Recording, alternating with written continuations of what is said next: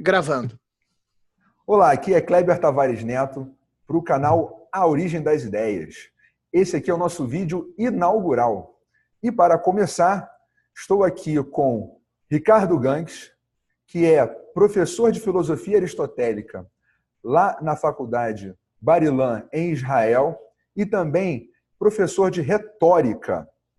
E, como fundadores do canal, estamos apenas na ausência do Braz, nosso grande amigo, que não pôde participar hoje, mas que já está intimado para o próximo vídeo.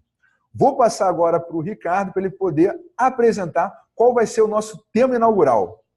Sim, antes de apresentar o tema inaugural, apresentar o nosso querido Kleber, que ele é especialista em direito público e ele é também membro do Ministério Público Federal.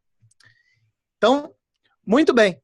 Vamos agora passar para o tema do nosso vídeo inaugural, que é a discussão que está nesse momento na mídia sobre o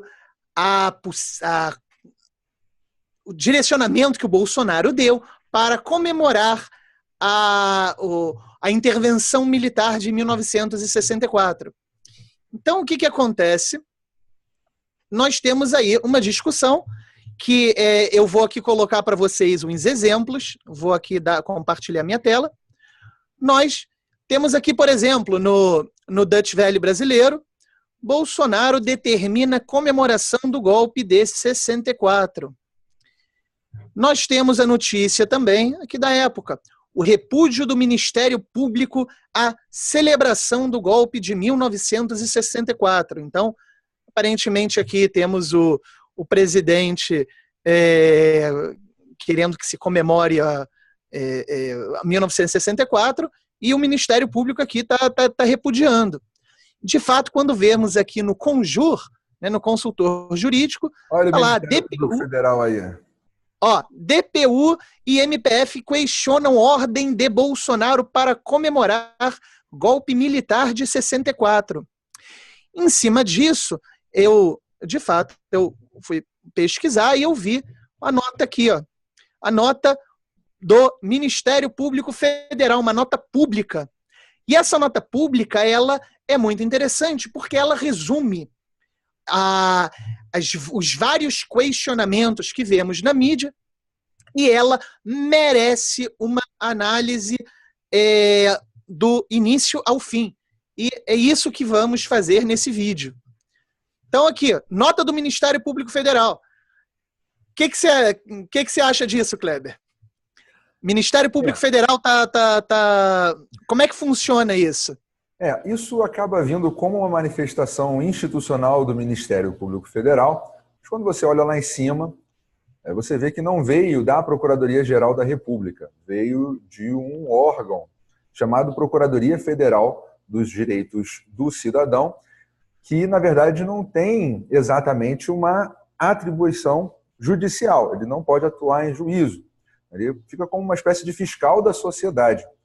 E mais interessante é observar, fazendo aqui uma análise, né, tão somente jurídica, né, técnica, como professor de direito, né, e não como membro do Ministério Público Federal, obviamente, me parece até que a atribuição para verificar, né, para fiscalizar as Forças Armadas não seria do Ministério Público Federal, mas do Ministério Público Militar, né? Então, parece que pode haver um conflito de atribuições aí que, no final, seria resolvido pelo chefe dos três ramos do Ministério Público da União, que seria a Procuradoria-Geral da República, a Procuradora-Geral da República, né? Continue. Então, vamos lá.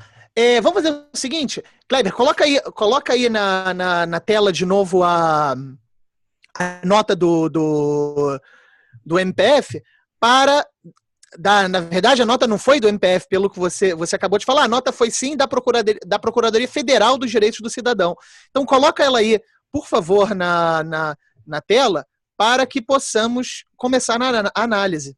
Ela está, no caso, representando ali, né, apresentando, né, o Ministério Público Federal. Mas não é a cúpula exatamente, não é a Procuradora-Geral da República, né? Só alguns procuradores têm até a assinatura aqui. Está aqui a nota aí, meu caro. Pode ver aí. Deu share? Não dei share, não? Não. Ah, sim, share. Stream, tá aqui. Agora sim. Muito bem. Então agora, vamos lá. A coisa começa com essa nota pública aqui, que está dizendo: é incompatível com o Estado democrático de direito festejar um golpe de Estado e um regime que adotou políticas de violações sistemáticas aos direitos humanos e cometeu crimes internacionais. Então, esse título, tá? Ele vai dar ele dá o tom de toda a nota que foi emitida. E olhando para ela agora, do ponto de vista da análise retórica, tá? Nós vamos ver o seguinte, que existe um mecanismo, tá? Em todo texto, em toda comunicação que você busca, você tem um interesse de fazer que o outro concorde ou não concorde, aceite ou recuse, louve ou rejeite. Em todo texto existe um mecanismo de persuasão, que é como que o texto, essa comunicação vai conseguir fazer isso. E é nítido que nesse texto aqui, como nós iremos ver ao longo do vídeo, o que foi feito foi uma associação de emoções que o texto tenta passar para que a pessoa que esteja lendo, ela comece a ler uma coisa que aparentemente tem um tom de seriedade e depois, no final do vídeo, vocês vão julgar o quão sério realmente o texto foi, mas chega no final, essas emoções elas dão um ar de extrema gravidade da ação do Bolsonaro. Então, isso daí vai ser feito em cima, principalmente, dessa palavra golpe. Essa palavra é chave para a questão. Então, por que ela é chave para a questão? Porque em 1964, o que nós tivemos? Dia 31 de março, o exército, ele impede uma determinada situação, que havia, inclusive, um risco de guerra civil. O exército entra, Jango, que já estava sendo criticado já há um tempo, ele acaba sendo afastado pelo Congresso no dia 2 de abril, e os militares, eles vão entrar no poder. Então, isso daí, o que aconteceu? Esse período, tá, que a ditadura, o golpe, etc., como é chamado, esse período, você vai olhar e ver, bom, quantos mortos tiveram ali nesse dia do tal golpe militar? Você vai comparar com qualquer região, com qualquer lugar onde isso é feito, tiveram 2 fatalidades. Então, você vai comparar isso com o que aconteceu em compara, por exemplo, com a Revolução em Cuba, com a Revolução Russa, com qualquer outra mudança de regime da forma que foi. Você vai ver que o que aconteceu não teve nenhuma gravidade, pelo menos de maneira no momento da mudança de regime. Mas o foco aqui não é tanto discutir a questão, toda a análise histórica do período de 64, isso daí seria assunto, inclusive, que teria que fazer outras gravações só para isso, de fato não é o nosso foco, mas o foco é sim lembrar que o Bolsonaro está falando para lembrar desse momento, dessa mudança de poder. Qual foi a necessidade dessa mudança de poder? Isso tem que ser enfatizado. Qual que era o perigo? É importante que a gente está aqui fazendo uma análise mais da questão retórica. Então a gente usa a questão histórica para poder derrubar alguns dos argumentos utilizados, alguns dos artifícios utilizados nos textos que vamos analisar nesse canal. Então, para isso, a gente vai usar filosofia, história, direito, mas, obviamente, a gente não está aqui para dar aula de filosofia, história, direito. A gente está aqui para fazer análise da origem dessas ideias que a gente está pegando para analisar. E, para isso, esses conhecimentos especializados são meramente instrumento. Ferramenta, sim. Exatamente. E a gente vê que nessa nota pública, para começar, né, você já vê que ela tem uma intenção retórica pelo simples fato de ela não ser uma peça jurídica. Você tem um órgão estatal emitindo uma nota pública, né, um documento para a sociedade, e não é uma nota técnica, porque o Ministério Público Federal, durante algum tempo, usou de notas técnicas para explicar situações jurídicas para outros órgãos, né? Só que isso aí acabou dando problema, inclusive a mesma signatária dessa nota pública, ela chegou a tomar uma representação por conta de uma nota técnica que ela teria feito, se eu não me engano, contra o Escola Sem Partido. Essa representação, inclusive, foi arquivada, mas, bom, eu acho que para evitar esse tipo de problema já fizeram com o termo de nota pública. Aí você vai se perguntar, então, mas qual que é o valor jurídico, então, de uma nota pública? Não é uma peça jurídica, não é um instrumento jurídico. Depois, mais para frente, eu vou até comentar que instrumentos jurídicos foram utilizados tanto pela Defensoria Pública da União quanto pelo Ministério Público Federal para tentar alcançar os fins que estão nessa nota pública. Mas vamos continuar a análise aí, só para rebater que assim, não é tudo tão claro como aparece na nota pública, né? As coisas que estão na nota pública estão assim como se fossem verdades absolutas. E esse é o detalhe, né? Você não comprar as verdades absolutas que estão ali, com o mínimo de conhecimento de análise do discurso.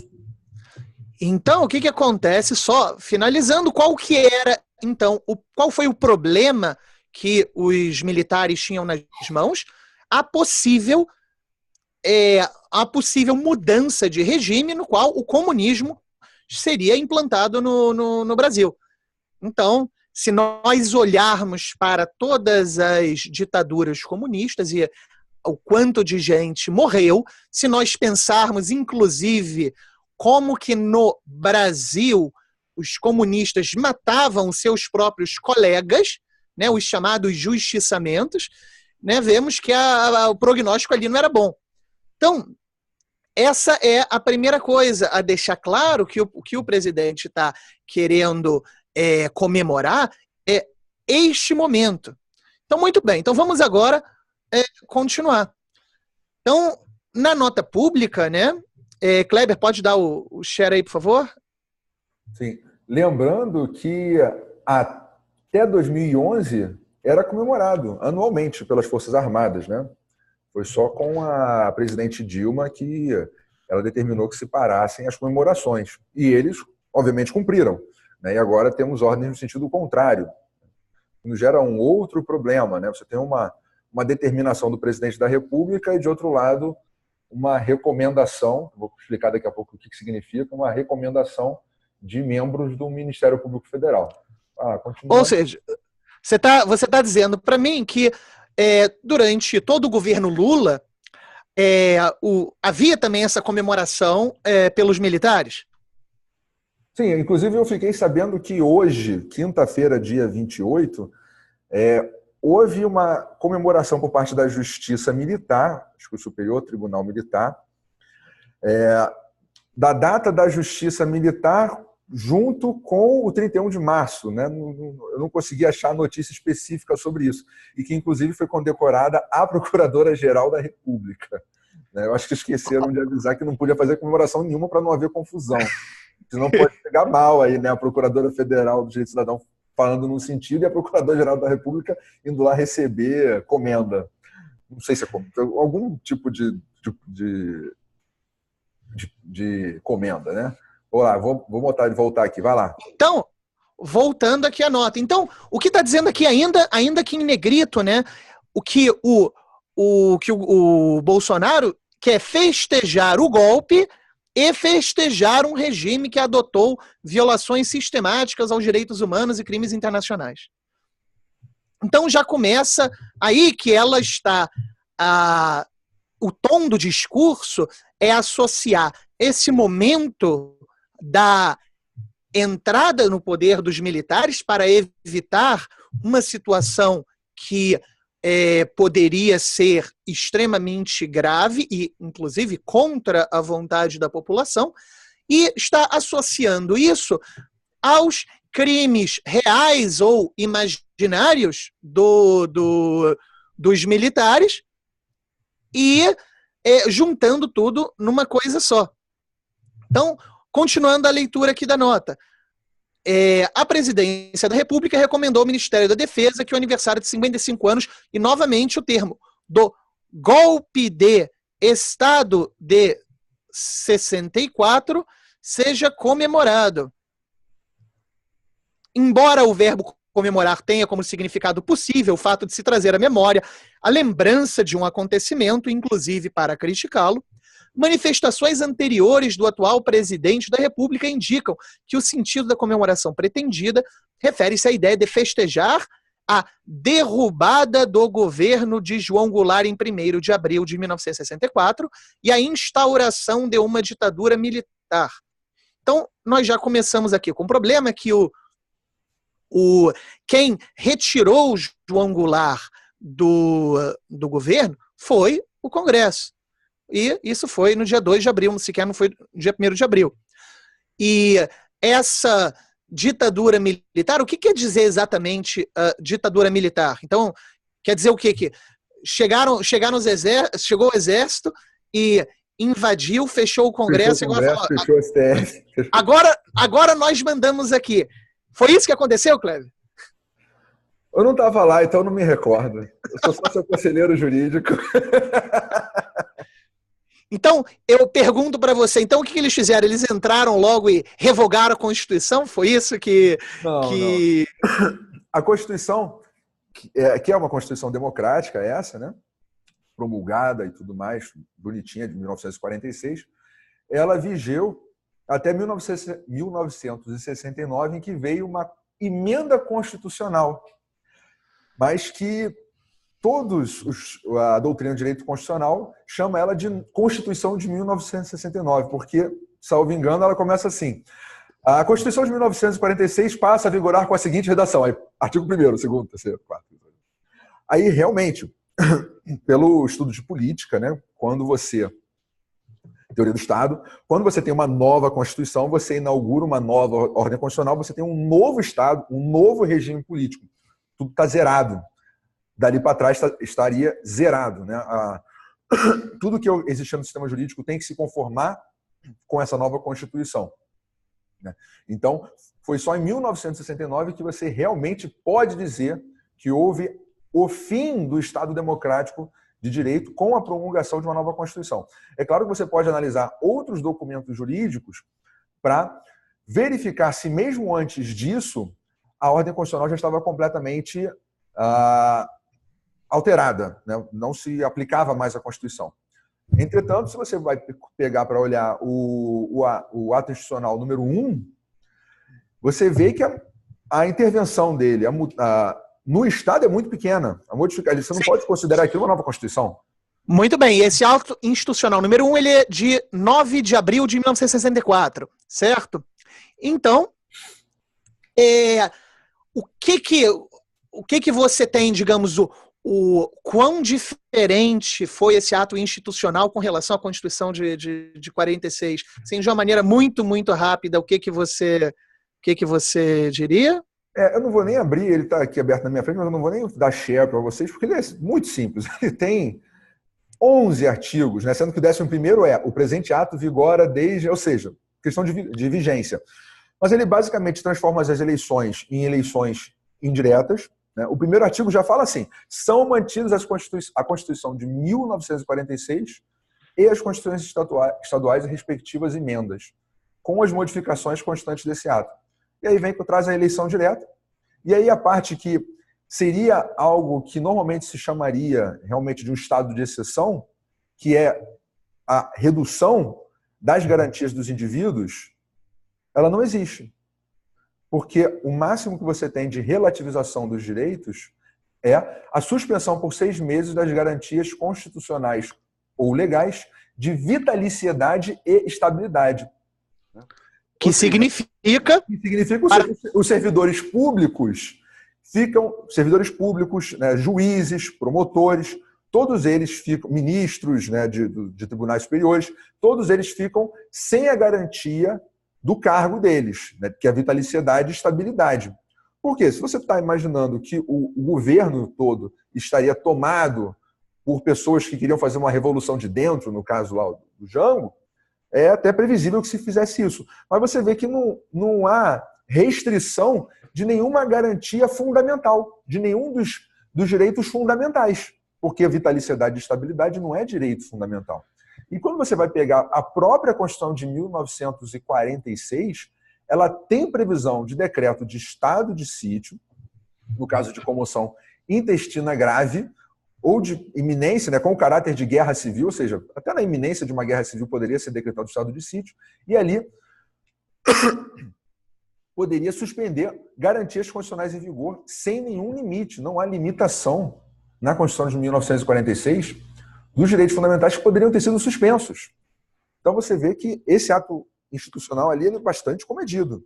Pelo menos olhando juridicamente o texto em si, ele é bastante comedido. Diferente lá do AI-5 e da emenda constitucional número 1 de 1969. Muito bem. Então, vamos aqui continuar, que eu já tenho uma pergunta aqui para você. Ó, continuando o texto, né? Você pode dar... Qual que você quer que eu deixe agora? No texto que a gente está lendo. Ah, sim, claro. Ah, nota pública. Nota pública, sim. Sim, senhor, sim, senhor. Vai lá. Ok. Tá lá. Então, vai aqui. Em se confirmando essa interpretação, e é legal esse em se confirmando essa interpretação, porque ele dá um tom assim, profissional, sério, né? Então, vamos continuar. O ato se reveste de enorme gravidade constitucional, pois representa a defesa do desrespeito ao Estado democrático de direito.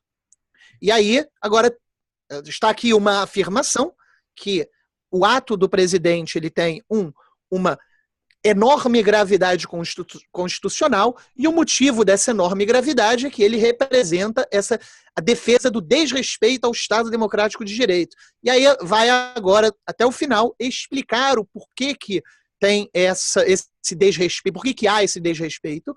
E aí está falando, é preciso lembrar que em 64 vigorava a Constituição de 1946, a qual previa eleições diretas para presidente da República.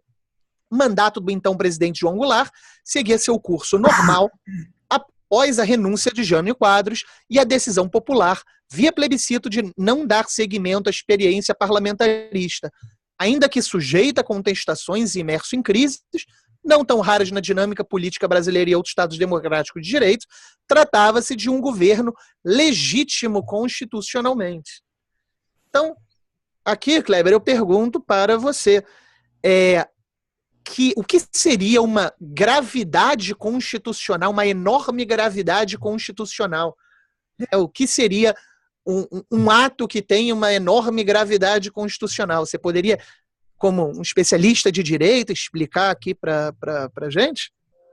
O primeiro problema seria você analisar isso de acordo com a Constituição de 1946, com os instrumentos hermenêuticos existentes à época, com as circunstâncias jurídicas e políticas da época, para poder dizer que foi um atentado contra a Constituição. Então, me parece que se você analisar que o próprio Congresso, né, que detém o poder constituinte derivado, ou seja, ele pode emendar a Constituição, né, enfim, o próprio Congresso houve por bem que se retirasse o presidente da República, né?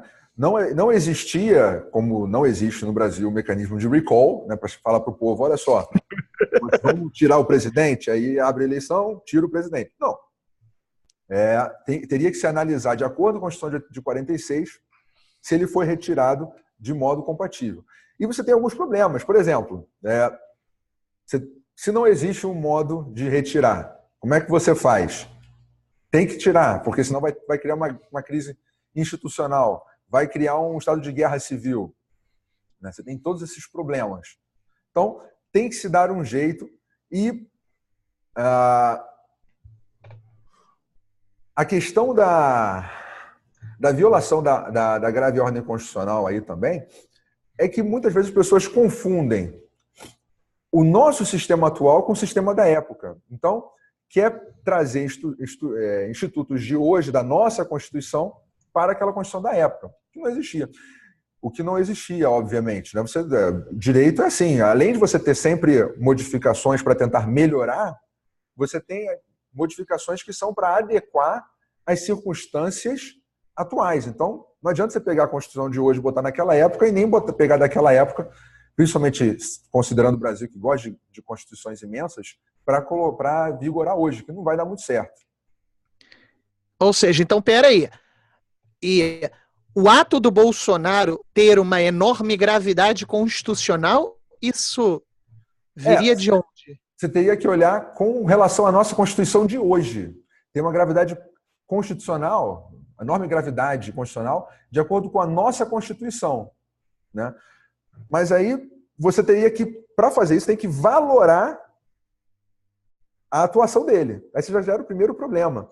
Porque você tem gente que valora aquilo positivamente, como uma defesa da democracia, o que aconteceu em 64, e tem gente que valora negativamente, fazendo uma confusão entre esse contragolpe, ou golpe, ou seja o nome que se der ao que aconteceu em 1964, com o regime de exceção que surgiu posteriormente a 1964. Então, aí você gera um problema. Ele, afinal, ele está celebrando a democracia ou está indo contra a democracia? Muito bem. Então, isso que você está falando é justamente a associação que o texto vai fazer do início ao fim, que ele vai... É aquilo que você falou, em se considerando essa interpretação correta, né? Ou seja, estamos fazendo uma interpretação aqui de que o que ele está fazendo é ruim por causa disso, disso e disso. Se o que a gente está interpretando está correto, então ele está muito errado. Mas e aí? Quer dizer, então, agora que direito é uma interpretação, qualquer interpretação? É a minha interpretação que está valendo? E o que ela vai... o que os signatários, né, eles vão fazer é justamente pegar o que eles vão pegar essa questão da mudança de poder, vão associar com com o que aconteceu a partir do AI-5 e para frente, e dizer que agora o governo está legitimando, comemorando, dando suporte a tudo isso. E aí, aqui ela está... ela também vai continuar agora o texto, né? Vamos continuar aqui a leitura. Vamos pegar uns pontos mais chaves, né? Para olhar assim de giros interpretativos, né? Alguns instrumentos retóricos aqui. Justamente. Que vai ser novamente a menção no próximo parágrafo aqui, o golpe de... Oi? Esse é ótimo. Lê aí para nós, lê para nós. O golpe de Estado de 1964, sem nenhuma possibilidade de dúvida ou de revisionismo histórico. Foi um rompimento violento e antidemocrático da ordem constitucional. Então, peraí. Dá uma paradinha. Foi um rompimento violento? Foi um rompimento antidemocrático, ou seja, contrário ao povo, contrário à ordem constitucional? Me diz aí, Ricardo. Então, histórica. Então, vamos lá. Primeiro, o Congresso tirou o presidente até então, o Congresso, representante do povo, certo? Oi? Congresso, os representantes do povo. Representantes do povo, sem dúvida. Tá. E fez isso com um apoio maciço da população e isso acontece, então, bom, peraí, antidemocrático, então, bom, isso foi, o que quer dizer, contra a vontade do povo? Porque ele foi eleito democraticamente. Engraçado, eu acho que eu já ouvi essa história antes. Ah, não, fulano ou fulana foi eleito democraticamente. Portanto, se ele for tirado ou tirada, vai ser um golpe. Tirar a Dilma do poder, né, por impeachment. Sim, desde que não seja população... o Collor. O Collor não pode ser um golpe, mas a Dilma sim. Continua. Vamos continuar. Isso é interessante, esse negócio de você associar, né, os termos a seu bel prazer. Então, é claro que o Collor não. O Collor eu ainda lembro até hoje do jingle da passeata contra o Collor. Mas vamos voltar aqui. Então, ela já está dizendo que esse foi um rompimento violento e antidemocrático. Então, basicamente violento, só que aí é uma questão de violência simbólica, né? Porque pelo que eu me recordo de estudos, é que não teve marcha nas ruas com início de guerra civil, um monte de gente morta, né? A Primavera Árabe, né? Que nem a Primavera Árabe, lá a Revolução Russa, Revolução Francesa, né? Vamos sair enfocando todo mundo. Seria uma violência simbólica, né? Violência contra o Estado Democrático. Ah, entendi. Então o rompimento violento aqui talvez seja violência simbólica, mas é uma interpretação bastante benevolente e criativa, mas o que, ao meu ver, o que o texto, tá? Não independente da intenção interior do coração do autor, mas o texto realmente o jeito que ele persuade é que ele vai associar esse momento com a imagem que as pessoas têm de todo o período militar como algo extremamente violento e antidemocrático. Sim. Mais tarde a gente vai entrar um pouco nisso. Mas o fato é que ela está associando a época da mudança de poder com uma série de outras ações que vieram muito depois. E, repetidas vezes, o termo golpe é utilizado, e ora ele está se referindo a essa mudança de poder que aconteceu ali em 31 de março, nos primeiros dias de abril, e ora está se referindo a ações que só vão acontecer vários anos depois, como se fosse uma mesma coisa, como se a intervenção militar tivesse já a intenção de se manter no poder, tivesse já a intenção de tirar todos os poderes do Congresso, de tirar a liberdade das pessoas, de fazer tortura e etc. Então, intenção a gente não tem como saber. A gente brinca no direito que o dolo está na cabeça do autor e a culpa está na cabeça do juiz. Não vou explicar a expressão. O que importa é o seguinte: nada está objetivamente no mundo. Está na cabeça dele. Se você pensar assim, os militares realmente aderiram ao que o Congresso fez, porque eles já estavam imaginando que daria 5 anos, daria para eles fazer uma nova Constituição só para eles, e aí eles ficarem décadas no poder, e aí transformar o Brasil nessa desgraça que é hoje. Não. Como é que você vai saber isso? Os caras demoraram assim, já nem era a mesma pessoa que estava lá 5 anos depois, na época do golpe, né, que participou ali do golpe, né, que participou daquela intervenção militar junto com o Congresso em 1964. Mas vamos lá. Vamos dar uma olhadinha, vamos terminar rapidamente esse parágrafo aqui. Ok, você quer ler a... Eu leio.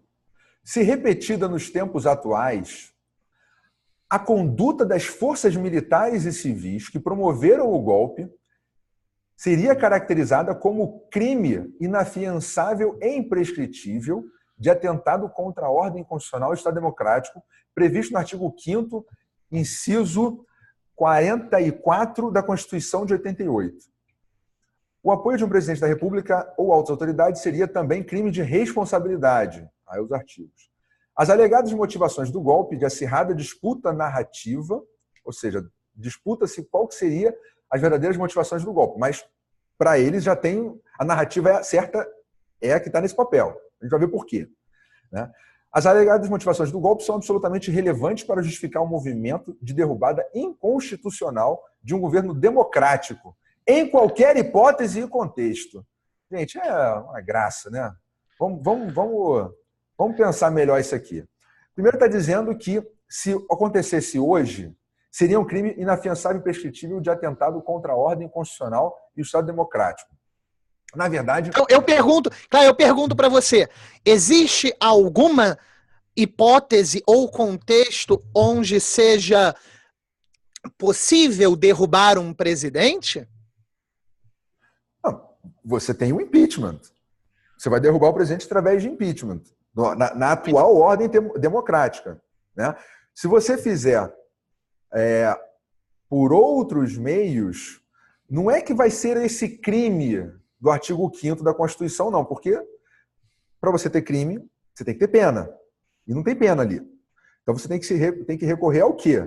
A Lei de Segurança Nacional, que é uma lei instituída na época da ditadura, do regime militar, para reprimir o quê? Terroristas de esquerda, né, no caso, né, que era o problema deles na época.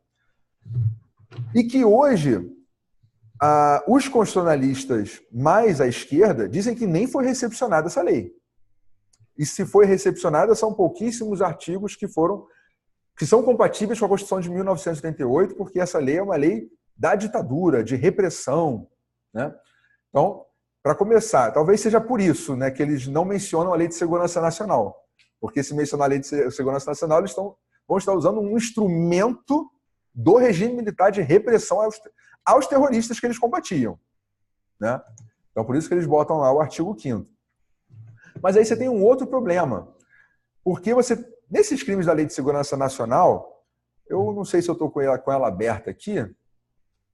Até estou com ela aberta aqui, vou dar um share aqui rapidamente, só para todo mundo poder ler, fica mais fácil. Ó, Lei 7.170 de 1983.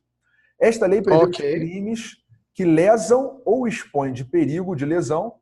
Aí aqui o inciso 2. O regime representativo e democrático, a federação e o Estado de Direito. Então vejam só. Para ser crime da Lei de Segurança Nacional e, portanto, aquele crime da Constituição, o crime tem que ter essa tendência, esse especial, para ser mais específico, especial fim de agir. Qual é o seu especial fim de agir? Eu quero lesar ou expor a perigo de lesão. Um desses 3 incisos aqui, mais especificamente para o caso mencionado na nota, o regime representativo e democrático, a federação e o Estado de Direito. Então, se você tem uma ação de grupos para defender o Estado democrático de direito, para defender a própria ordem constitucional, né, como é que você vai dizer que é esse crime? Fica complicado de você encaixar aí. Se você pega, por exemplo, um presidente que esteja completamente vinculado com forças internacionais, né, com grupos internacionais, vinculado, por exemplo, a algum foro que reúna vários líderes da América Latina, né, e que lá ele decida o futuro da nação em determinado sentido ou outro, não com os brasileiros, não no interesse da nação, não no interesse de acordo com a nossa Constituição, mas com outros interesses determinados por esse foro.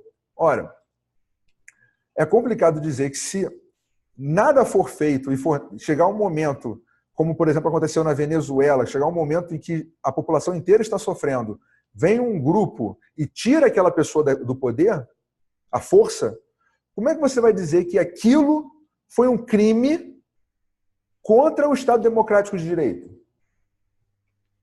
E você tem outro problema.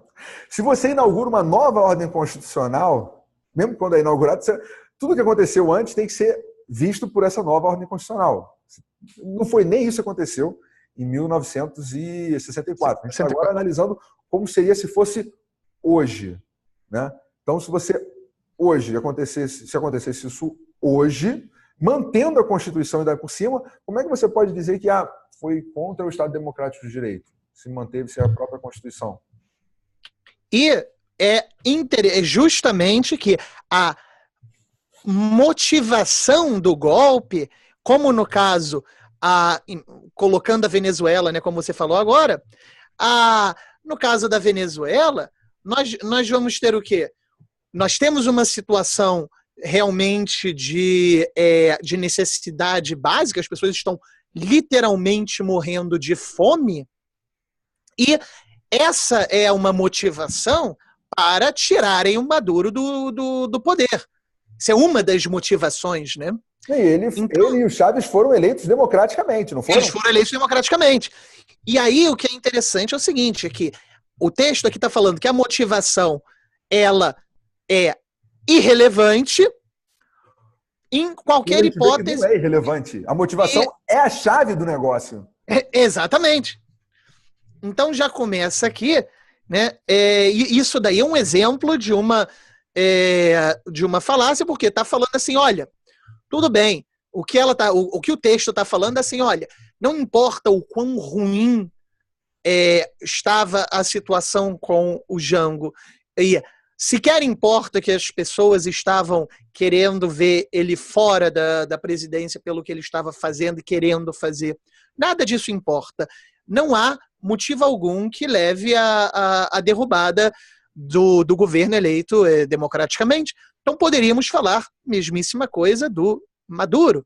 Então, não importa as motivações de tirarem o Maduro do poder, isso daí é inconstitucional. E, de fato, nós vemos isso, né? Inconstitucional, se você bota no papel, né?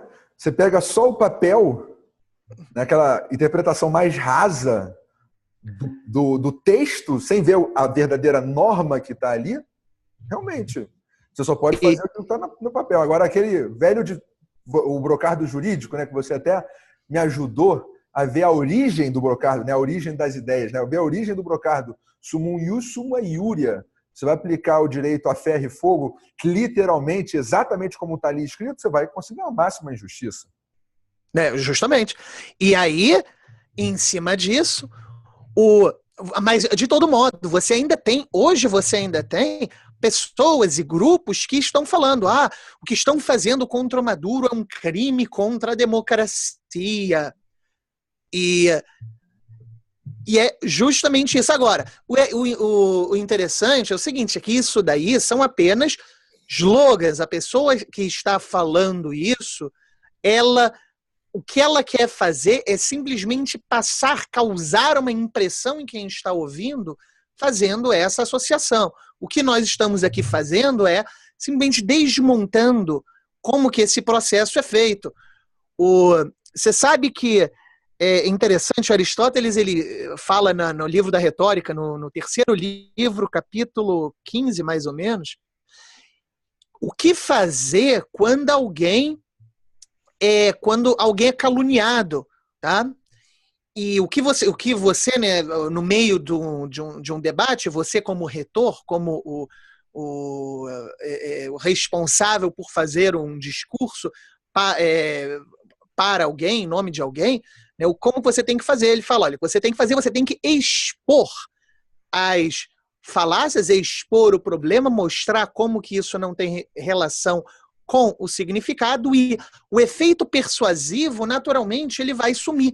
Quando você expõe aquilo ali, expõe como é que essa associação é construída, o efeito retórico, ele se desfaz. Então, o que nós estamos aqui fazendo é justamente isso. Então, ao colocar aqui que a motivação ela é absolutamente irrelevante, é justamente para impedir que o leitor mais desavisado não pare e pense, opa, peraí, se é absolutamente irrelevante, então quer dizer que, no caso, uma consequência natural é que o governo do Maduro também tá matando o pessoal de fome, mas devemos deixar aqui porque a motivação para tirar ele é absolutamente irrelevante em qualquer hipótese e contexto.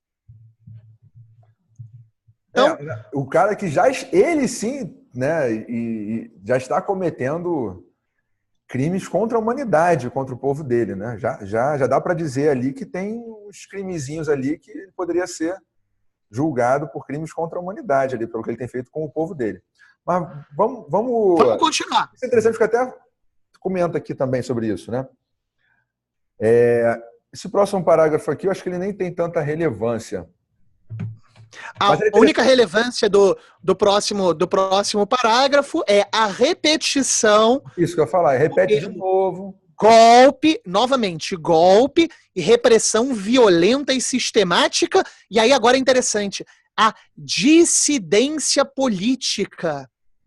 A dissidência política. Então, vejam bem. União Soviética, né? Dissidência, essa palavra dissidência política, ela vai retornar daqui a 2 ou 3 parágrafos. E o que ela quer, o que ela está aqui falando? Está dizendo assim, olha, dissidência política, por exemplo, você tem os republicanos e tem os democratas. Eles não gostam do Trump, falam um monte contra ele, até sejam verdades ou mentiras que falam contra ele, inventam um monte de coisa, reclamam até dizer chega. Bom, ok, é uma dissidência política. Isso é um exemplo de dissidência política. Você tem lá o Bolsonaro, ele, no regime do PT, ele era uma dissidência política. E agora o PT é uma dissidência política no governo Bolsonaro. Eu discordo. Eu acho que o sentido que eles querem dar não é esse.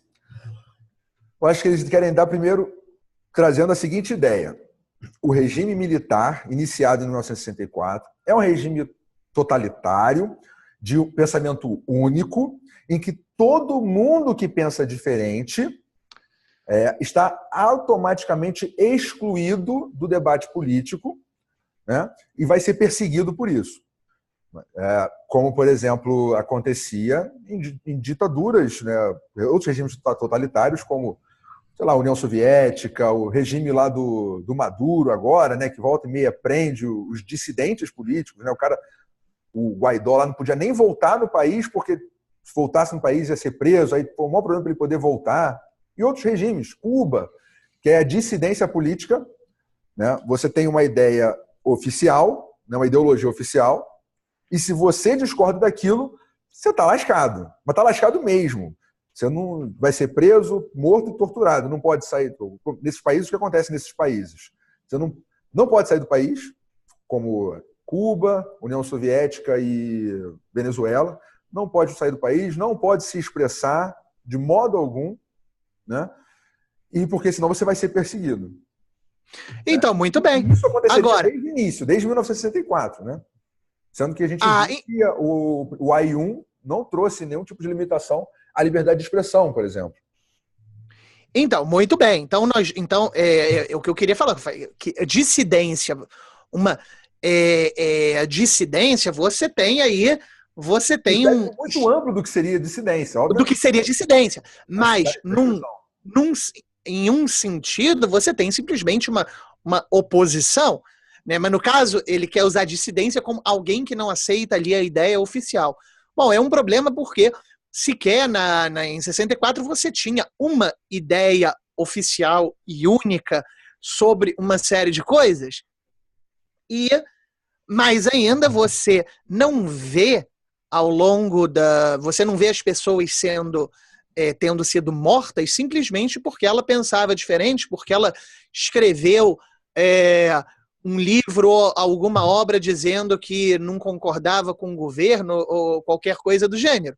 Diferentemente do que acontecia na União Soviética, onde o sujeito expressar uma posição política contrária à do partido poderia dar para ele 20 anos de trabalho forçado no Gulag, que era praticamente uma sentença de morte. Então, quando aquela está... país, né, pô? O cara lá no Gulag, agora, você vai pro Gulag, então você pode ir lá para os Estados Unidos, né? Podia. Para França. Na França, podia?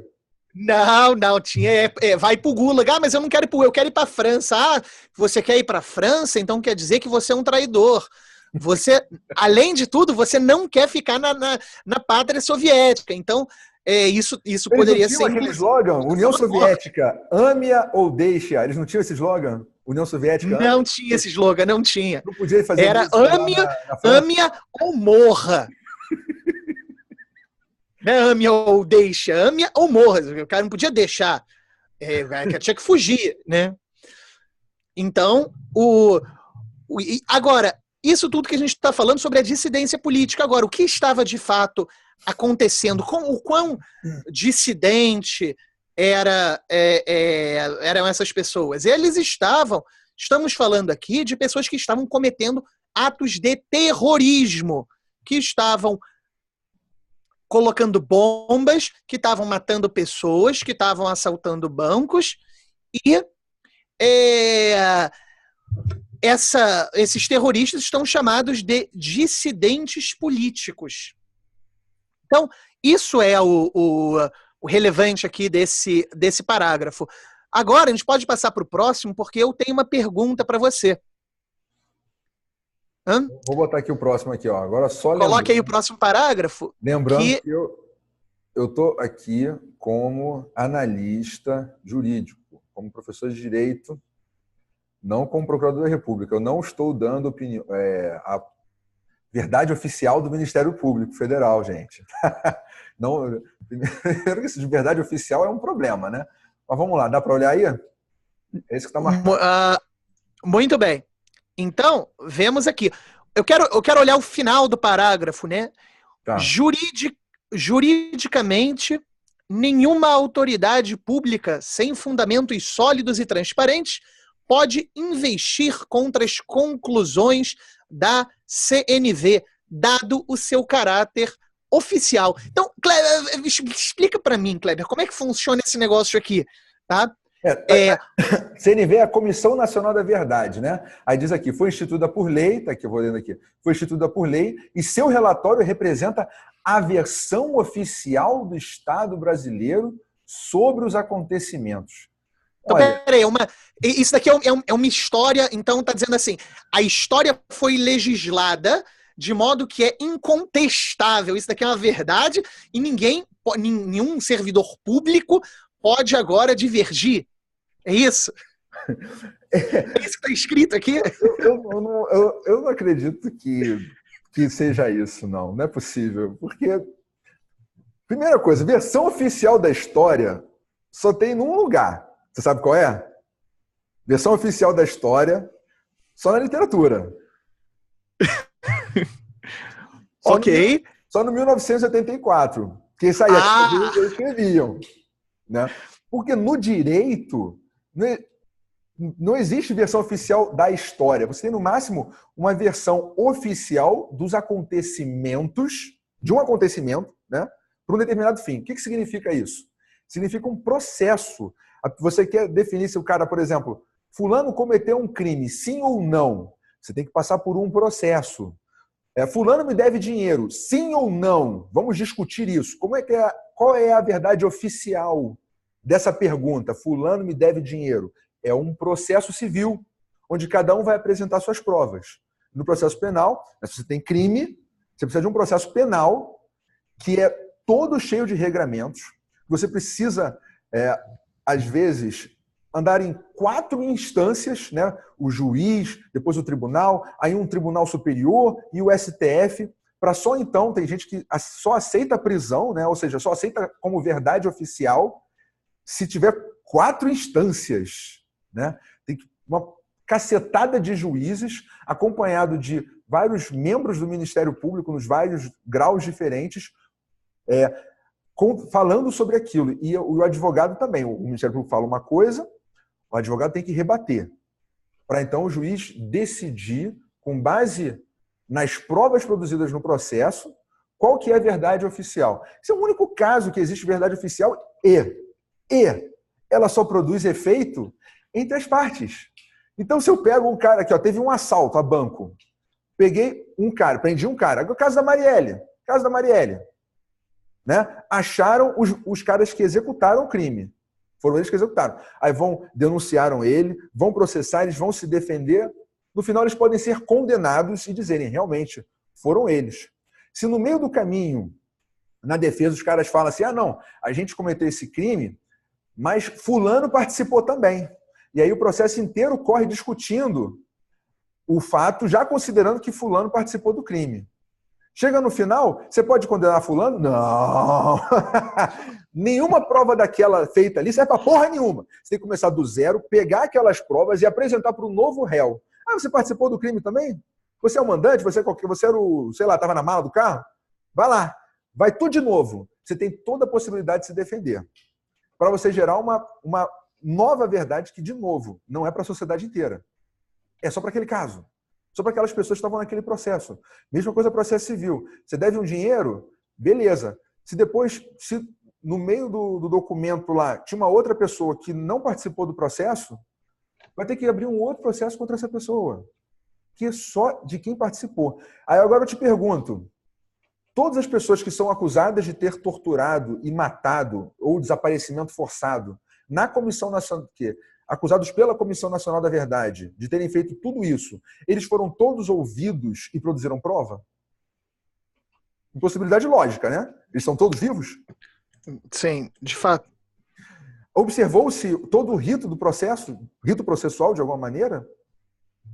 Né? Porque assim, você tem vários níveis de qualidade de verdade. Você tem o processo penal, que é a verdade que a gente chama de verdade real, né? Você busca a verdade real, mas a gente sabe que verdade absoluta num acontecimento é impossível de você alcançar. Você vai alcançar algo bem próximo dela, mas a verdade absoluta, mesmo com gravação, um vídeo você não tem que saber o que está passando dentro da cabeça da pessoa, das pessoas que estão envolvidas. Aí você tem o processo penal, abaixo dele você tem um processo civil, que pode ser desmentido pelo processo penal, né? O que vale mesmo é que é feito no processo penal. Abaixo desses processos, você ainda tem o processo administrativo, pelo princípio da inafastabilidade da tutela jurisdicional. Se num processo administrativo decidem algo contra alguém e essa pessoa discorda, ele vai na justiça e desfaz aquilo, com um processo civil. E abaixo de tudo isso deve vir a tal da Comissão Nacional, os relatórios da Comissão Nacional da Verdade. Porra! Verdade oficial. A própria frase verdade oficial, cara, é algo tão grotescamente antidemocrático, né? Não dá pra imaginar que alguém está falando assim, não, essa é a verdade oficial, nenhum servidor público pode contestá-la. Mas como assim, gente? Como assim não pode contestar Como assim isso é uma verdade oficial? Eu fico imaginando, assim... Eu já vi procedimentos que foram ativados com base nisso, falando assim, não tem isso de verdade oficial. Não fui eu que fiz, não. By the way, não fui eu. Então, assim, isso é algo que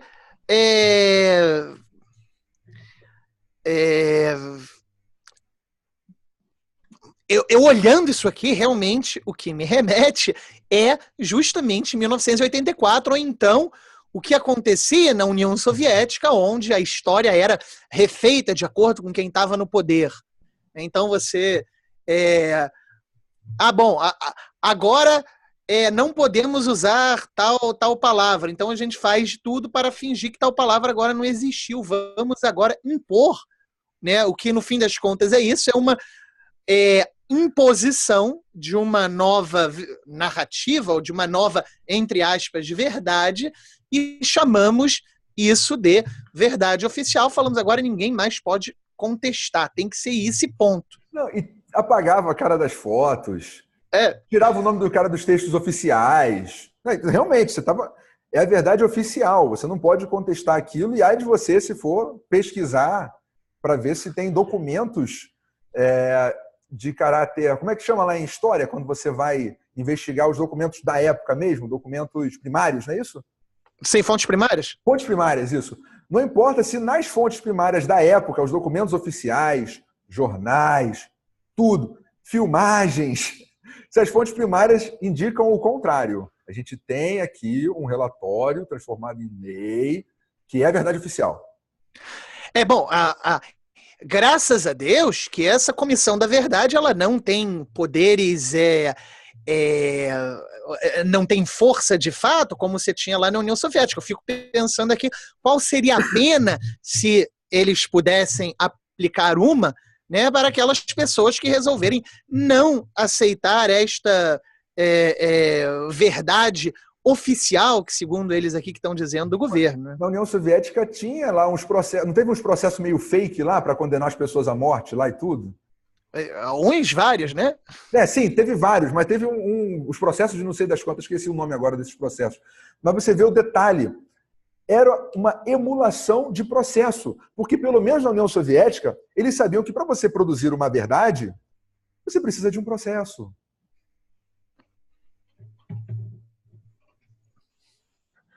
Mas vamos continuar aqui. Vamos continuar. Vamos continuar. Então, novamente aqui, né, vamos ter esse parágrafo aqui. A CNV confirmou que o Estado ditatorial praticou graves violações e tal. E vai continuar falando sobre os 434 que teriam sido assassinados ou que desapareceram. E só é interessante colocar, né, que 400... Aqui tem um detalhe aqui, ó, peraí. Estima-se que 30 e 50 mil pessoas foram presas ilicitamente e torturadas. Aí eu me pergunto, qual que é exatamente a relação entre a repressão da ditadura contra os dissidentes políticos e as prisões ilícitas e torturas? Porque, veja só, eu trabalhei na polícia, né, há alguns anos, né, e o pessoal mais antigo, você ouvia umas histórias que o pessoal fazia uns negócios meio estranhos mesmo, né? Tudo prescrito, né? De contar uma história. Eles sempre se preocupavam em fazer as contas antes de contar as histórias, né? Lá da época da ditadura. Mas não tinha relação direta com o regime de exceção, porque eram muitas coisas ali aconteciam, eram práticas que já aconteciam antes, já aconteciam desde sempre, né? Você vai pegar para analisar, são situações de pessoas presas ilicitamente e torturas que eram como se fossem normais no nosso violento povo, né? E aí você vai e relaciona isso. Eu já vi, inclusive, caso de pessoas que foram mortas durante a ditadura e aí se queria usar a Comissão Nacional da Verdade para fazer um memorial relativamente àquelas pessoas que morreram. Só que os caras foram mortos por algo que não tinha nada a ver com a ditadura, com dissidência política. Né? Não tinha nada a ver, nada a ver. Então você pega e mistura, tá? Você tem 30 mil pessoas, 50 mil pessoas presas ilicitamente. Tá, mas eles foram presos por quê? Porque estava roubando. E aí prenderam sem mandado de prisão, sem nada, descobriram quem era. Isso acontecia, né, efetivamente. Acontecia efetivamente, mas você já começa a misturar as situações para poder reforçar o argumento. E eu fico uma coisa que me deixa, assim, que eu realmente, olha aqui, 434 pessoas, segundo os órgãos de repressão da ditadura, não, desculpa, os órgãos de repressão da ditadura assassinaram 434 pessoas. Então, eu fico aqui pensando, olha, foram 21 anos de governo militar e essas pessoas aqui, na sua grande maioria, eram ou pessoas que tinham envolvimento direto com o terrorismo, ou seja, eram terroristas, ou pessoas que tinham ligação com os terroristas e não que o governo militar começasse a entrar na casa de quem quer que seja, a esmo, não gostou de alguma coisa, alguém falou que não gosta do Brasil, que gostaria de morar na França, gostaria de morar em outro lugar, agora, bom, vamos pegar e matar ela. Então, se nós vamos olhar esse número perante ao número de qualquer ditadura no mundo inteiro, nós vamos ver que esse número é muito pequeno, mas isso está sendo no texto, isso está sendo bastante enfatizado para dizer, olha, o que o presidente está fazendo, ele está louvando a tortura, ele está louvando os assassinatos, ele está louvando a ilicitude. Então é isso que o texto vai fazendo, né? Mencionando golpe, golpe, golpe, golpe, golpe, associando agora a mudança de regime, que inclusive o afastamento do presidente, afastado pelo Congresso, está agora associando esse afastamento com coisas que só foram acontecer vários anos depois. E isso repete ao longo do texto, reforçando essa mesma mensagem. Essa mesma mensagem ela vai aparecer várias e várias vezes para dar essa impressão em quem está lendo. E agora, daqui até o final, o que o texto vai fazer é justamente isso. Então, o que aqui, foram, ainda nesse parágrafo, né, que todas essas coisas foram feitas de modo sistemático como meio de perseguição social. É interessante que não há nenhuma menção de terrorismo, não há nenhuma menção dos assassinatos feitos pelos terroristas de esquerda. Isso daí simplesmente não há nenhuma menção. Tal como estava em outro parágrafo, isso parece ser irrelevante. Motivação é irrelevante para os autores do texto. E aí, você tem alguma coisa a comentar agora do próximo parágrafo? Tenho. Aqui, falando que a gravidade dos fatos é de clareza solar, realmente a gravidade de tortura, execução sumária, desaparecimento forçado são graves, efetivamente. Mas, obviamente, que não dá para você simplesmente pegar e isolar isso sem ter o contexto do Brasil e comparativamente com outras ditaduras que existiam na época, né? Mas que é grave, obviamente. Não seria realmente possível você querer comemorar esse tipo de fato, os fatos, ou seja, a execução sumária, né? Sim, você, por exemplo, vamos comemorar pessoas que comprovadamente cometeram crimes de tortura, né? Isso aí realmente seria algo grave. Mas, de novo, eles estão aqui, como você disse, eles estão aqui pegando uma data e trazendo fatos que aconteceram anos depois para dizer que aquela data em si é responsável por tudo que aconteceu depois. Mas, continuando. É importante enfatizar que, se fossem cometidos atualmente, receberiam grave reprimenda judicial. O quê? O golpe, o suposto golpe de 64? Não. Crimes de tortura feitos de modo sistemático com ordens do presidente da República. Poderiam receber, não é nem que receberiam grave reprimenda judicial por parte do Tribunal Penal Internacional. Isso aí não é simples de analisar, não vamos fazer isso agora não, porque senão a gente não sai daqui. Mas é interessante isto aqui, olha. Também à luz do direito penal internacional, os ditadores brasileiros cometeram crimes contra a humanidade. Essa corte, porém, não pode julgar as autoridades brasileiras pelos crimes da ditadura, porque sua competência é para fatos posteriores à criação. Ou seja, o Brasil só ratificou em 2002 o Estatuto de Roma e, portanto, só aderiu ao Tribunal Penal Internacional em 2002. E temos fatos aí anteriores a 1985. Entretanto, o próprio STF já disse que esses fatos anteriores a 1985 foram anistiados pela própria Constituição, pelo próprio poder constituinte originário, né? Então, você ficaria em uma situação estranha. Um novo regime democrático para o qual aquilo não é crime, não foi crime, né? E uma legislação internacional para a qual aquilo seria crime. E aí, como é que você vai entregar para o Tribunal Penal Internacional, como é que se entregaria, né, para o Tribunal Penal Internacional se acontecesse isso hoje, se no Brasil não fosse crime mais, não teria sido anistiado? Você tem uma exigência aí, pelo menos para a extradição, da dupla incriminação. Tem que ser crime. Se alguém comete crime nos Estados Unidos e foge para cá, a gente vai extraditar ele de volta. Mas tem que ser crime aqui também, porque senão não faz sentido. O cara comete um crime lá, algo que aqui para a gente é relevante, a gente pega e manda o cara de volta, né? Então, você tem esse detalhe aí. Só que não é só isso. E a gente já está com 1 hora aqui, não dá para analisar isso aqui com base no direito penal internacional. Mas também não atrapalha a questão da narrativa. Vamos para o próximo parágrafo aqui. Logo de uma vez. Eu vou ler. Ok, vai lá. Festejar a ditadura é, portanto, festejar um regime inconstitucional, de novo, aquela confusão que você falou.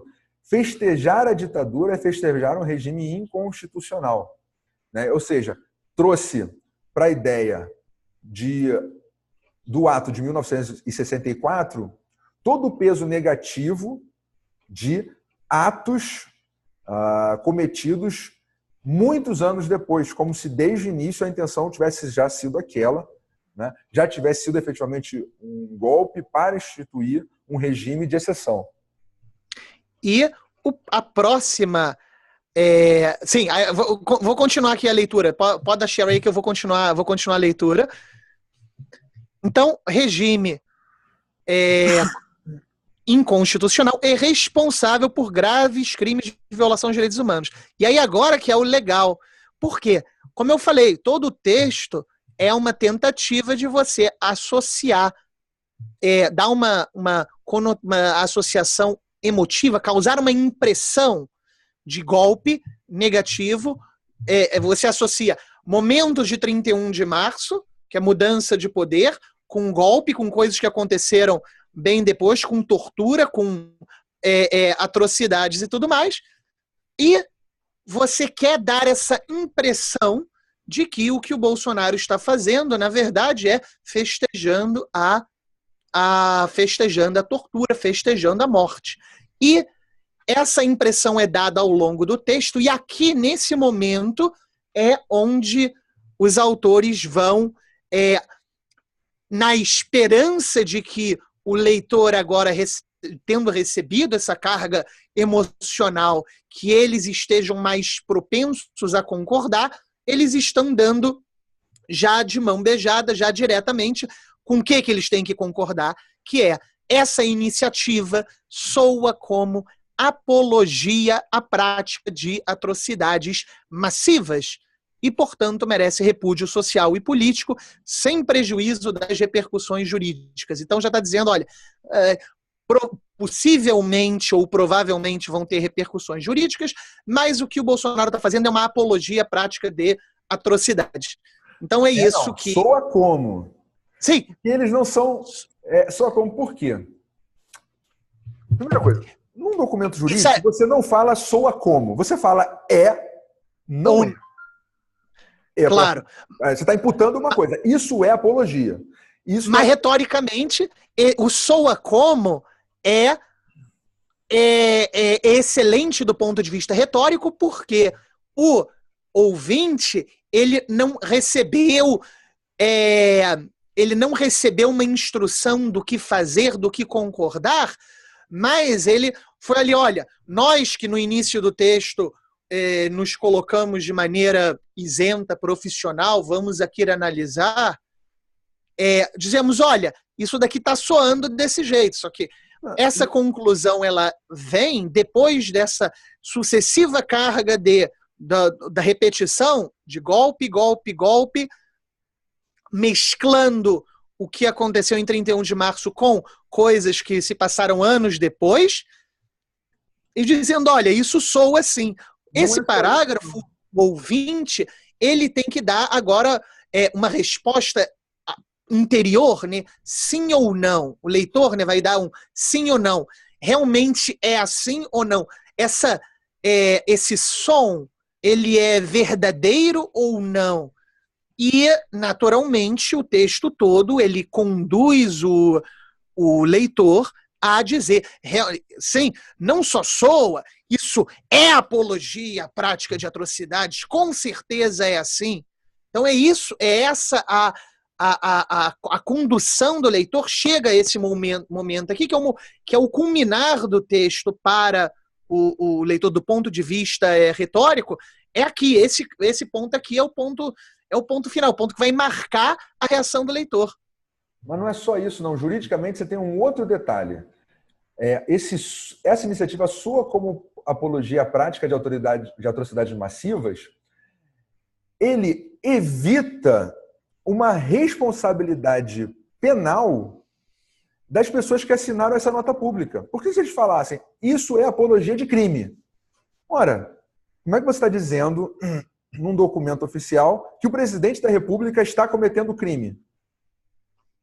Parou para pensar que realmente não dá, não é só a questão retórica, também tem a questão jurídica, que você está imputando um crime ao presidente.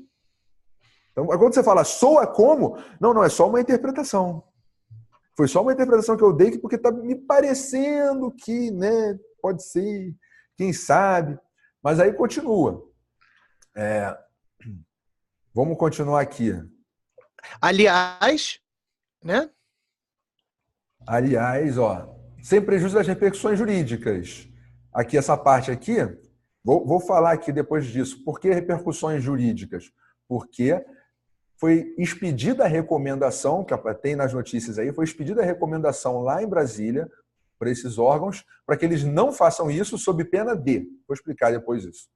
Aí vem. Aliás, utilizar a estrutura pública para defender e celebrar crimes constitucionais e internacionais atenta contra os mais básicos princípios da administração pública. O que pode, de novo, não é o que é o que pode caracterizar ato de improbidade administrativa. Por quê? Porque se falar que isso é ato de improbidade, aí você já estaria entrando numa possível difamação. Ele está cometendo um ato de improbidade administrativa, né? Então, e aí o que acontece? Deixa eu só ouvir aqui. Aí a Procuradoria Federal, órgão do MPF, confia que as Forças Armadas e demais autoridades militares e civis seguirão firmes, o que seria incompatível com a celebração de um golpe de um Estado e de um regime marcado por gravíssimas violações aos direitos humanos. Aí vem os assinantes aqui. Mas então, vamos falar aqui rapidamente. Você quer comentar isso aqui antes de eu falar da questão? Só o seguinte, isso quer dizer que vendo pela negativa aqui, quer dizer que até 2011, né, pelo que você tinha falado, as Forças Armadas e as demais autoridades militares e civis não estavam firmes no seu cumprimento, porque eles estavam celebrando o tal golpe de Estado marcado por gravíssimas violações aos direitos humanos. Não, mas é porque ainda não existia a verdade oficial. Ah, entendi. A verdade oficial é de 2014. Uma vez que... A verdade oficial, a verdade era puramente relativa, era essa verdade, assim, qualquer coisa. Você podia celebrar a Proclamação da República, né? Não sei se você sabe, mas tem gente que fala que a Proclamação da República foi um golpe de Estado. Muita gente fala, inclusive, né?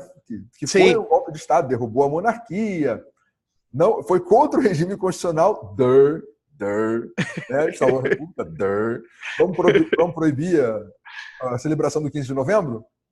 Mas, e a independência do Brasil? De fato? Violou a ordem constitucional portuguesa. Não, e brasileira, porque a gente tinha sido erguido a nação, já era Brasil e Portugal na época, eu não me lembro. Depois o Brasil acho que deixou de ser. Vamos esquecer a parte histórica, mas é só pela questão da piada, né? Da piada. Então vamos agora parar de celebrar as datas, né? Porque toda data pode ser olhada por um ponto de vista diferente, né? E portanto pode ser golpe. É golpe. O descobrimento do Brasil destruiu todas as ordens constitucionais dos indígenas.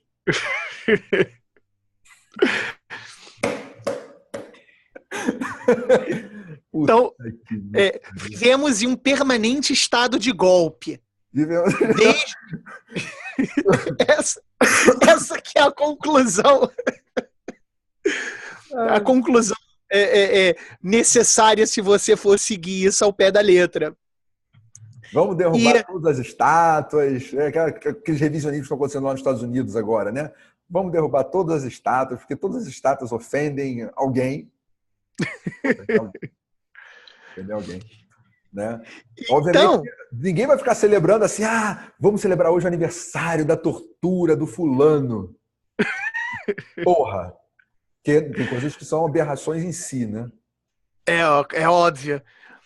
Então, vamos... com isso, chega no fim do texto, né? E fica agora algumas perguntas finais aqui como uma conclusão.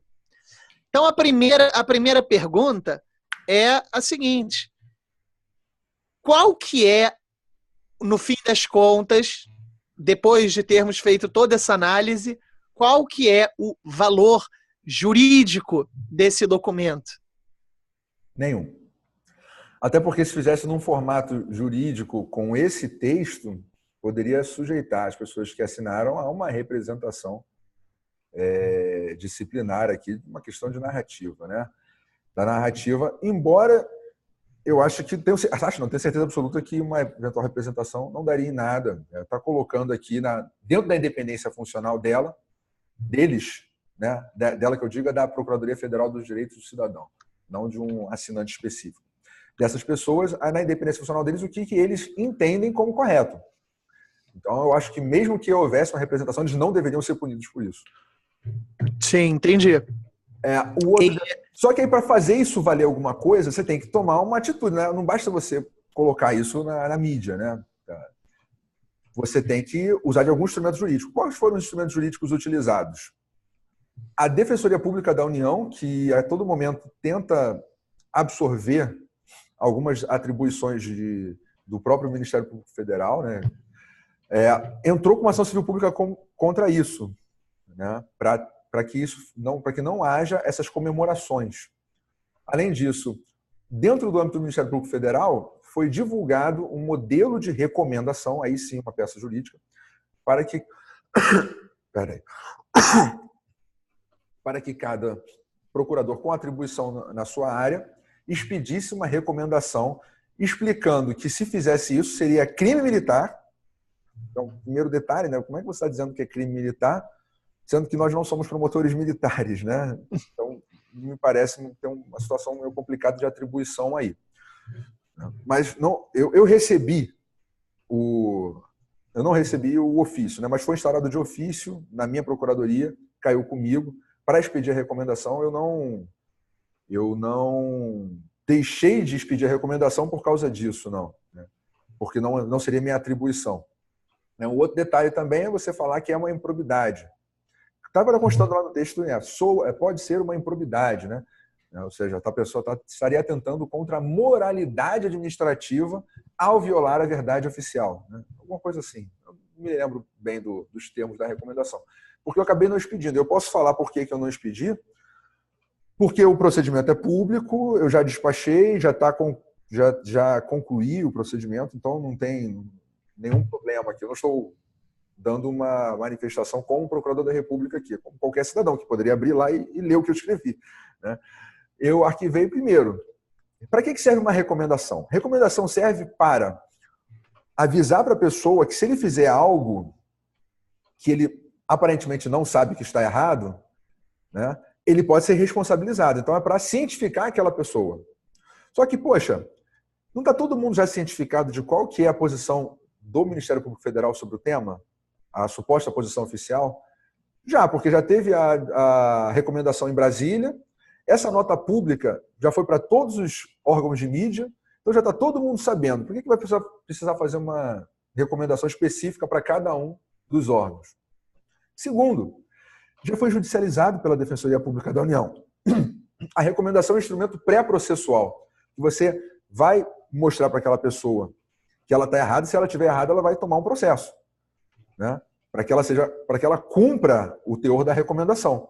Só que o teor da recomendação já foi para a justiça. Então, exauriu completamente o objeto da recomendação. Então, não tem para que expedir a recomendação. Seria meramente gastar dinheiro público expedir essa recomendação. E tem alguns outros detalhes jurídicos, técnicos, que não coloquei ali, que é a questão da consultoria, né? Que você expede uma recomendação, você não está dando consultoria para o órgão, porque o Ministério Público não pode dar consultoria. Para isso, cada órgão público tem a sua advocacia, né? No caso das Forças Armadas, a Advocacia Geral da União destaca alguns advogados para atuar junto das Forças Armadas. E, inclusive, eles receberam a recomendação lá do Ministério Público Federal em Brasília e disseram, não, a gente vai responder oficialmente através da nossa Procuradoria, porque é a Procuradoria deles que tem que dar a consultoria. Então, você tem uma outra situação estranha, que você não pode ficar dando também recomendação de algo que seria simplesmente uma consultoria jurídica, e menos ainda uma recomendação de algo que você não pode exigir depois. Então, você está falando, é crime. Quem vai processar? Crime militar, né? Quem vai processar? É lá na Justiça Militar, o promotor militar, não é a gente. Então, teriam várias questões técnicas que impediriam a expedição dessa recomendação. Eu peguei as duas mais óbvias, né? Que é o próprio exaurimento da recomendação, a falta de interesse, e arquivei. Né? Mas, vamos lá, vamos continuar aqui. Quais são os outros questionamentos para a gente encerrar aqui? Tem mais algum? Sim, eu tenho um, sim, que é o seguinte, olhando esse texto, tá? Ele cairia, eu olho assim, ele poderia ter sido escrito por um militante de esquerda sem menor problema, cujo interesse é simplesmente falar mal do presidente e espalhar isso para as pessoas. É essa a impressão, a visão que eu tenho de todo o texto. O texto foi escrito por uma militância. E agora, ela não foi assinada por nenhum militante, não foi assinada aqui Partido dos Trabalhadores, ou PSOL, ou algo do gênero. Ela foi assinada aqui por 4 procuradores e no nome aqui da Procuradoria Federal dos Direitos do Cidadão, sendo assinado, inclusive, pela Procuradora Federal dos Direitos do Cidadão. E aí, eu fui dar uma olhada rápida para ver quem é a senhora Débora Duprat, e eu vi que ela é responsável, me corrija aqui se eu estou errado, que ela é responsável por parte, por um grupo que faz parte das provas de direito constitucional. Do ingresso para o Ministério Público Federal. Por favor, não fale mal dela, porque ela foi minha examinadora e deu 10. Né? Eu soube até que ela me considerou o melhor candidato até aquele momento ali. Né? Então, foi uma excelente examinadora. Né? O concurso do MPF, eu fiz um vídeo, inclusive, sobre isso. O pessoal sempre perguntava se é muito tendenciosa a prova do MPF, né? Muito ideológica. Até por questões como essa, né? A presidente de um dos grupos, de um dos principais grupos, é a Débora Duprat. E outro grupo, pelo menos no meu concurso, ele já saiu, quer dizer, era no meu concurso, não é mais, vou te explicar por quê.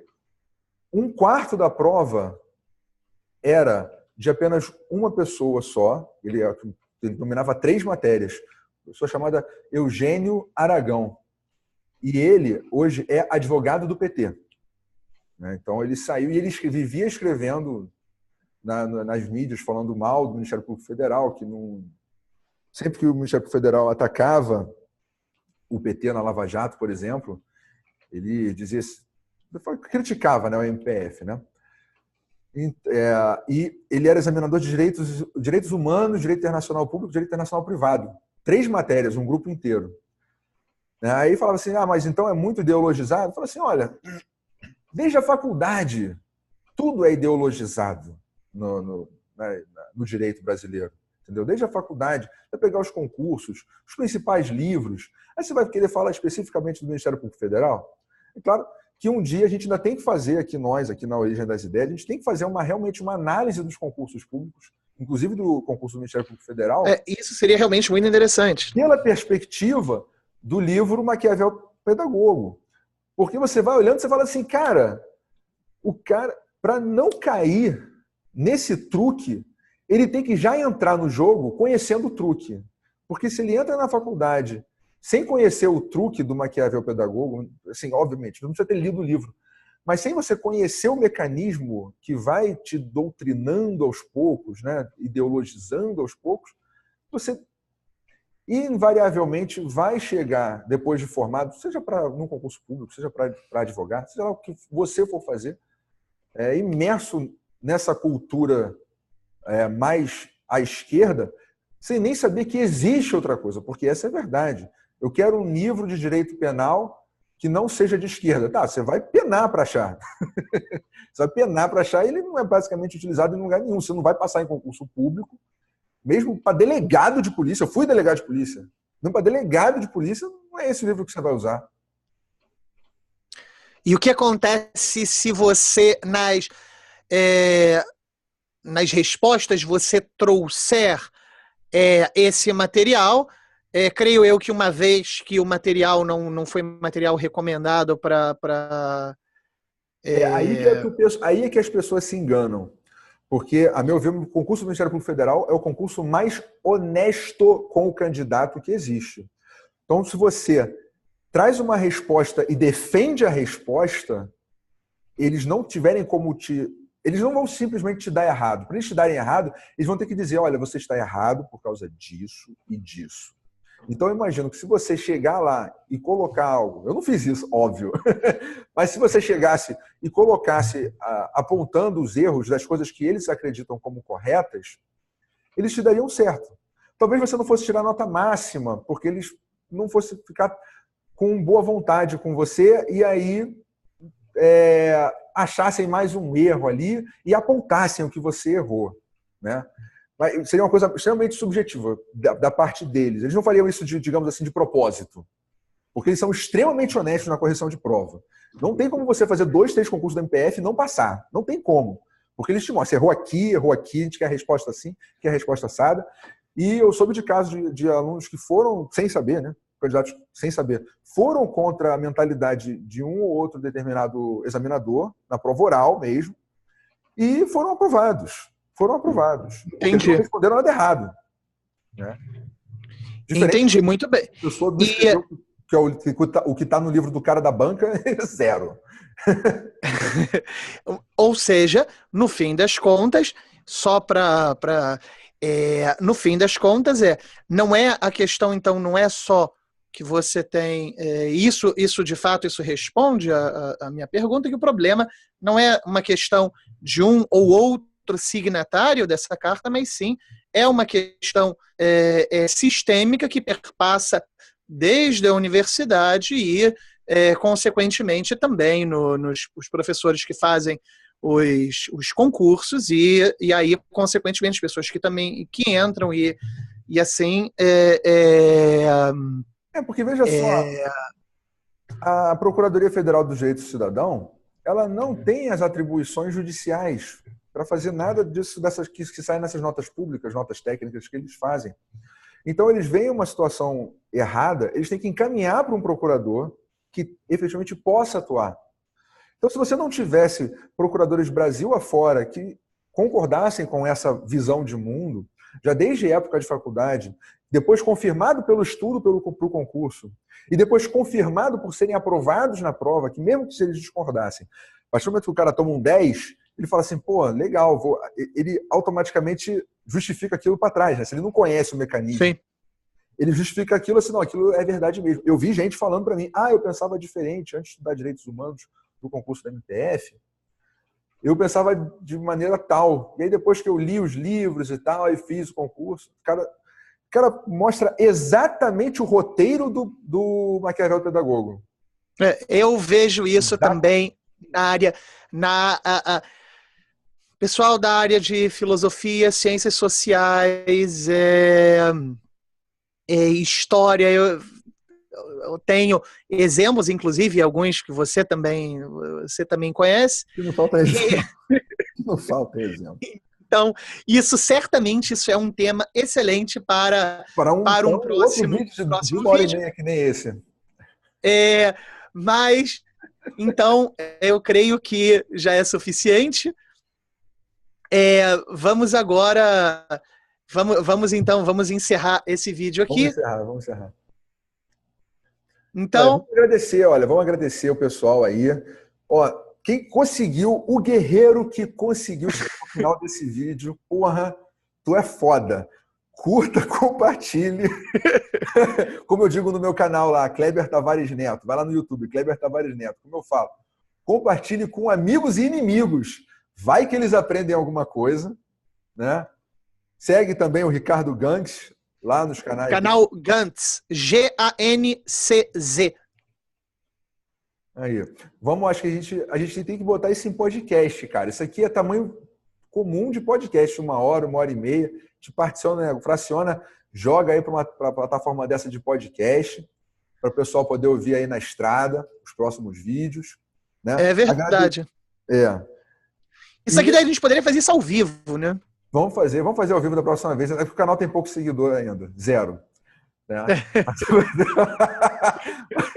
Mas em breve vai ter muita gente guerreira. Porque é muito importante o que a gente está fazendo aqui. É exatamente essa história do Maquiavel Pedagogo. Você só consegue passar por tudo isso, como eu passei, como o Ricardo passou, como algumas pessoas que a gente conhece, algumas pessoas que a gente conhece passou, tendo alguma ideia do truque, tendo alguma ideia de pesquisar o que? A origem das ideias que estão sendo ali apresentadas para você, cara. Não dá para simplesmente sentar ali e ficar falando amém, porque no fim das contas você não vai sair. Você vai se ferrar. Você vai se ferrar. E pior, você vai se ferrar e ainda falar que tá tudo muito bom, ainda dizer que tá gostando de se ferrar. Não tô me ferrando, não. Tá ótimo, tá gostoso. Então é isso. Muito obrigado. Então é isso. Muito obrigado a vocês e até a próxima.